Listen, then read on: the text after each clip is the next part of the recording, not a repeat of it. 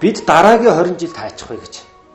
Өөрөөр хэлэх юм бол яг өнөөдөр үндсэн хуулийн өөрчлөлт хэлэлцэж байна. Улсын их хурлаар. Энэхүү өөрчлөлтөөр яагаад бид бүхний хамгийн тулгымдсан асуудлуудыг хэлэлцэхгүй байгаа юм. Өөрчлөлтөнд оруулахгүй байгаа юм. Тухайлбал ажлын байр нэмэгдэхгүй байна. Эрүүл мэндийн тогтолцоо өнөөдөр эрүүл мэндийн тогтолцоо маш хүнд гамшигын байдалд орсон байна монголчууд. Боловсрал дээр чиний аав ээж чинь мөнгөтэй бол чи гадаад дотоодод ихтэй сургууль сурч болно. Мөнгөгүй бол чи гудамдаа гараа гэдэг. Энэ хүн болгоны амьдралд одоо ойрхон байдаг ийм зүйлүүдийг яагаад энэ өнөөдрийн хэлэлцэж байгаа үндсэн хуулийнхаа өөрчлөлтөн дээр оруулахгүй байгаа юм бэ?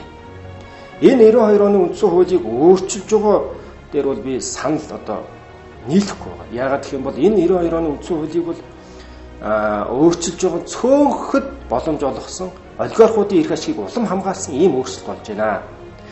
Гарч байна уу гэж.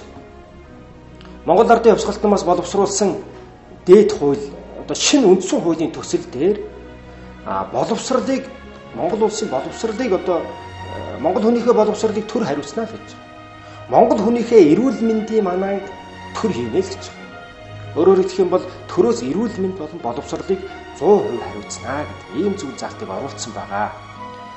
Эцэст нь хэлэхэд одоо энэ өөрчлөлтийг бол би дэмжихгүй байна.